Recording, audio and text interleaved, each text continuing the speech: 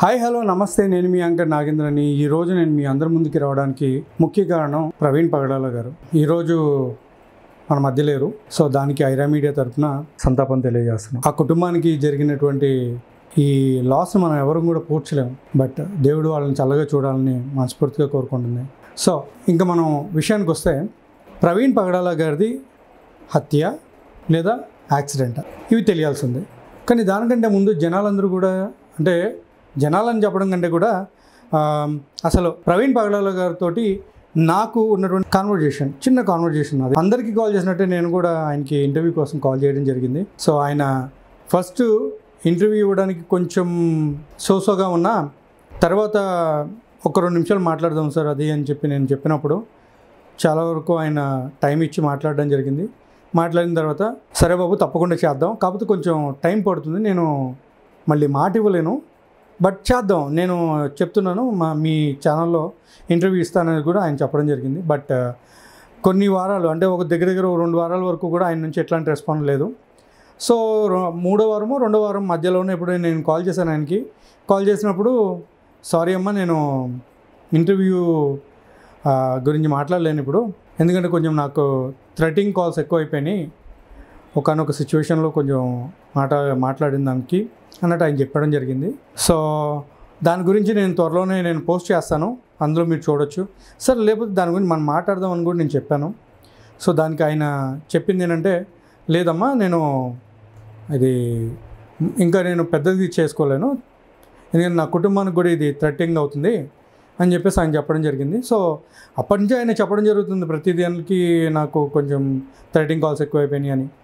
But తర్వాత అదేగాక నేను ఒక మనిషిగా ఆలోచించి, నాకు ఇంటర్వ్యూ కోసం అని చెప్పి నేను ఆయన ఇబ్బంది పెట్టలేను కదండి, నేను ఎవరిని ఇబ్బంది పెట్టలేను.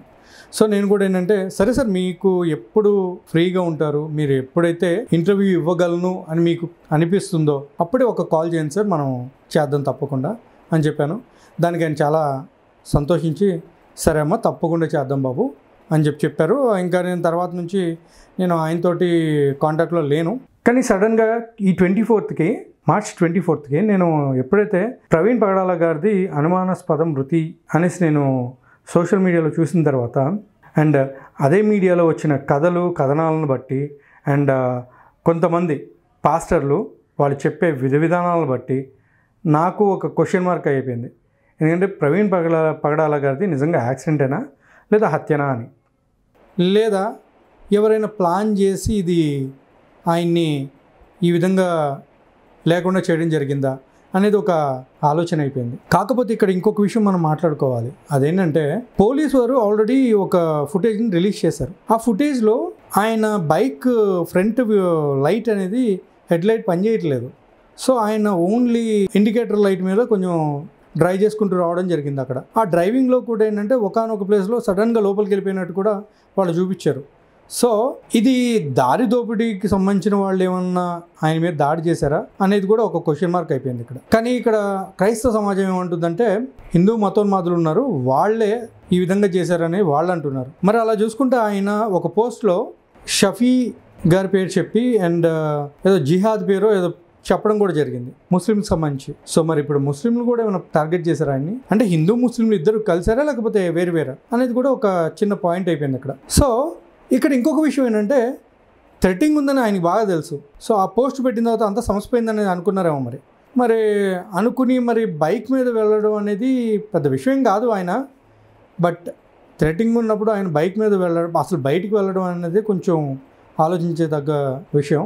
అసలు ఎందుకు వెళ్ళారు ఏంటి అనేది కూడా తెలియాల్సి ఉంది.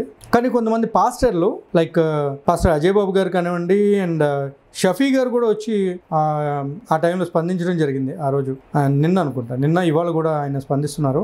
సో ఇంకా విజయ్ ప్రసాద్ రెడ్డి గారు ఆయన కూడా రావడం జరిగింది. సో ఈ విధంగా చూసుకుంటే ప్రవీణ్ పగడాల గారిది ఒక విధంగా చెప్పాలి అంటే హత్యే అని చెప్పేసి చాలామంది కూడా ఖండిస్తున్నాం అని చెప్పేసి మాట్లాడుతున్నారు.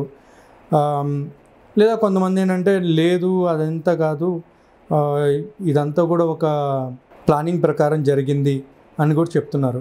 కానీ ఫ్రెండ్స్, నేను చెప్పాలనుకున్నది ఏంటంటే, ఇది నిజంగా ప్రవీణ్ పగడాల గారి మీద ఆ విధంగా కక్ష పెంచుకున్నారంటే అసలు ఏం జరిగిందో ఆ విషయంలో మనకి నిజాలు తెలవాల్సింది. కానీ ఇక్కడ ఇంకొక విషయం చాలా వరకు ప్రతి ఒక్కరిని కలిచివేస్తున్న విషయం ఏంటంటే పోస్ట్ మార్టం రిపోర్ట్ కూడా ఇప్పుడు దాకా బయటికి రాలేదు.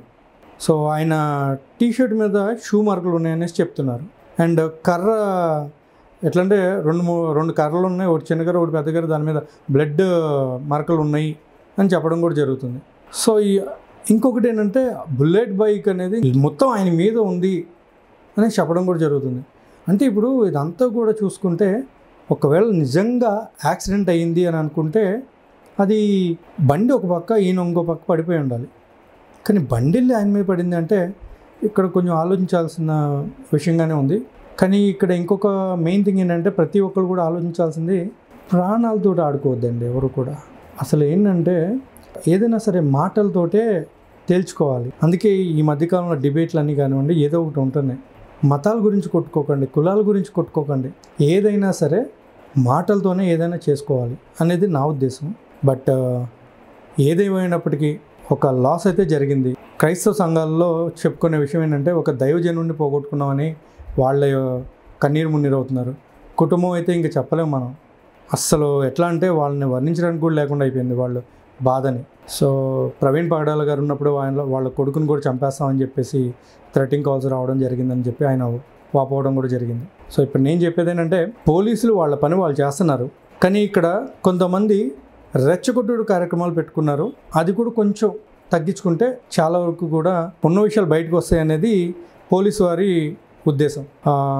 ఇంకా చెప్పాలి అంటే పోలీసులు కూడా దీన్ని స్పెషల్ కేసెస్గా ట్రీట్ చేయడం జరుగుతుంది. ఇంకా కొంతమంది ఏంటంటే అసలు ఇప్పటి వరకు ఎవరు స్పందించలేదు, ఏ ఒక్క రాజకీయ నాయకుడు కూడా ప్రవీణ్ పగడాల గారి దగ్గరికి రాలేదు అని చెప్పి మాట్లాడుతున్నారు. ఇప్పుడు వాళ్ళందరూ ఇక్కడికి ఎలా వస్తారు, ఎందుకు వస్తారు అనేది కూడా మనం ఆలోచించాలి కొన్ని విషయాల్లో. ఈయన చెప్పాలి అంటే చాలామందికి ఒక విధంగా దేవుని సేవ చేశారు. చాలామంది మాట్లాడుకునేది ఏంటంటే ప్రవీణ్ పగడాల అని ఆయన అనాథ పిల్లల దగ్గర నుంచి చాలామందికి మంచి చేశారని చెప్పి చెప్తున్నారు. కాకపోతే ఆయన చేసిందల్లా ఏంట్రా అంటే హిందూ గ్రంథాలని కించపరుస్తూ మాట్లాడడం, హిందూ గ్రంథాలని క్రైస్తవులు రాశారని చెప్పేసి చెప్పడం, ఇవన్నీ కూడా కొంచెం కాంట్రవర్సీకి దారితీసినాయి ఆయన లైఫ్లో. బట్ ఏదేమైనప్పటికీ మనం కూడా వేచి చూద్దాం, అసలు విషయం ఏంటి అనేది తెలుస్తుంది. ఇంకొకటి ఈరోజు బాప్టిస్ట్ చర్చ్లో ఆయన మృతదేహాన్ని పెట్టడం జరిగింది. ఈరోజు సాయంత్రం ఆయన్ని సమాధి చేయడానికి ప్లాన్ చేస్తున్నారు. సో ఆ కార్యక్రమాలను కూడా మీరు వీక్షించదురు. కానీ దానికంటే ముందు అక్కడ కొంతమంది వస్తున్నారు, వాళ్ళు కూడా ఏం మాట్లాడుతున్నారు అనేది కూడా మనం చూద్దాం. సో అజయ్ బాబు గారి దగ్గర నుంచి ఇంకా అదర్ పాస్టర్స్ కొంతమంది ఉన్నారు, వాళ్ళందరూ కూడా రావడం జరిగింది. సో కొన్ని బైట్స్ అయితే తీసుకుంటున్నారు, మేము తీసుకుని దాన్ని కూడా నేను మీ ముందు ప్రజెంట్ చేయబోతున్నాం. సో ఇది ఫ్రెండ్స్, ప్రవీణ్ పగడాల గారిది హత్య లేదా యాక్సిడెంటా, ఈ విషయం తేలాల్సింది. తప్పకుండా ఈ విషయం తేలుతుంది, కాకపోతే కొంచెం టైం పడుతుంది. అండ్ పోస్ట్ మార్టం రిపోర్ట్ అనేది ఎప్పుడు వస్తుందో చూడాలి. అది ఒక్కటి బయటకు వస్తే చాలా వరకు కూడా ఈ యొక్క ప్రాబ్లంకి తెరపడుతుంది అనేది ముఖ్య ఉద్దేశం అని చెప్పి చాలామంది చెప్పుకుంటున్నారు. మళ్ళీ ఇంకొక వీడియోలో నేను మీ ముందుకు వస్తాను, వచ్చి మనం మాట్లాడదాం. అప్పటి వరకు ఉంటాను. నేను మీ నాగేంద్ర.